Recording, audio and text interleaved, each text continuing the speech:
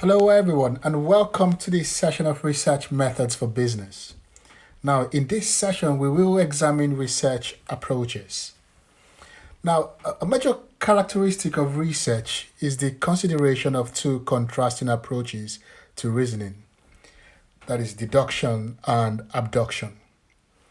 Now, both approaches raise questions concerning the design of any chosen research project. The truth is, they do inform the researcher of the research strategy and the appropriate choices needed for a particular research. So let's proceed to look at these research approaches in detail. Now, the first is the deductive approach, or what we call the deductive reasoning. And this involves the development of a theory testing process, which seeks to examine if theory can be applicable to specific instances. Now, this implies that it is subjected to rigorous testing. Deduction on its part is very much tied to scientific research, and it is a dominant approach in natural sciences. Here, certain laws provide the basis of explanations, such that the occurrences can actually be predicted and controlled. Now, an additional characteristic of deduction is that it enables facts to be measured quantitatively and involves the use of experiments. Now, these experiments are subjected to rigorous testing through what we call series of propositions. Also, again, along this line, deduction also implies that the researcher should be independent of what is observed. But I think one key characteristic of deduction is that it involves generalization. And the concept of generalization is an important word, an important concept to remember. Generalization is where common properties of some specific instances are formulated as a general claim or general concept so that it is used to refer to the process of identifying parts of a whole. So in the deductive approach, you always start with a theory, and reasoning deductively means testing these theories. So if there is no theory, that means you cannot conduct a deductive research. Now, on the other hand, is inductive reasoning, which involves a movement from the empirical observations of the world to constructing theories of what has been observed. Now, this idea suggests that the inductive approach is an outcome of any empirical finding. Now, specifically, it involves the collection of data and the development of theory as an outcome of that data analysis. So it involves the collection of data and the development of theory as an outcome of that data analysis. Now, inductive researchers always prefer to draw inferences out of observations. Now, unlike deductive reasoning or deductive approach, which requires a larger sample size, the inductive approach is actually appropriate for smaller sample sizes. So the main differences between inductive and deductive reasoning is that inductive reasoning aims at developing a theory, while deductive reasoning aims at testing an existing theory. So don't forget that, right? A major difference between the inductive and deductive reasoning is that inductive reasoning aims at developing a theory, while deductive reasoning aims at testing an existing theory. Now, secondly, this is one of my favorites. Qualitative research are inductive in approach. Qualitative research are inductive in approach, while deductive approach has a positivist leaning and associated with quantitative methods. Remember what we mentioned in the last session about positivism and its association to quantitative methods, right? So deductive approach has a positivist leaning and associated with quantitative methods, while qualitative research are inductive in approach.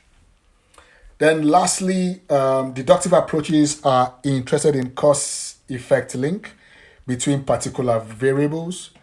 but it lacks a clear understanding of the way the human world is interpreted.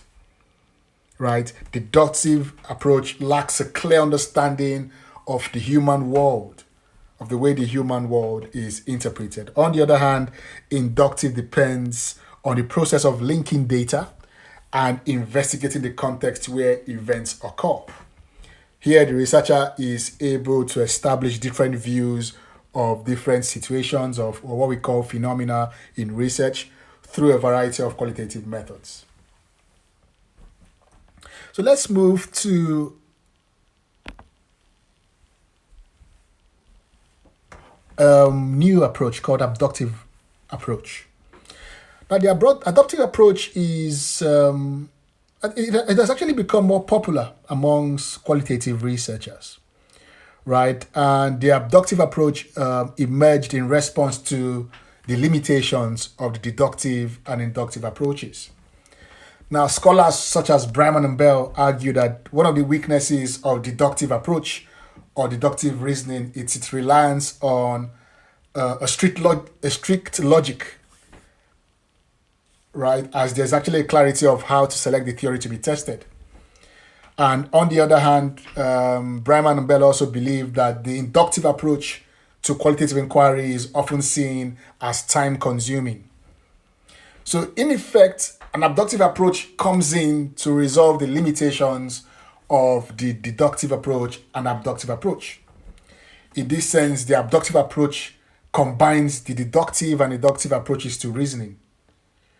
However, it's good to also note that the abductive approach has strong ties to the inductive reasoning with regards to uncovering the social perspectives of participants.